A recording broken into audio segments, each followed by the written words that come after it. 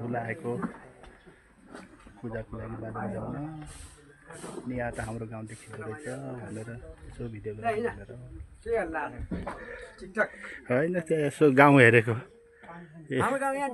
के डगा देखेछ क्या अरू पनि देखेछ एका घुम्टे छ्याक्क देखेछ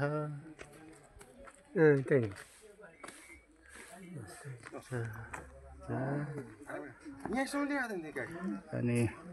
यहाँ हुला आएको हुलाबाट ट्याक्कै देखिँदो रहेछ हाम्रो डगाटुन्डा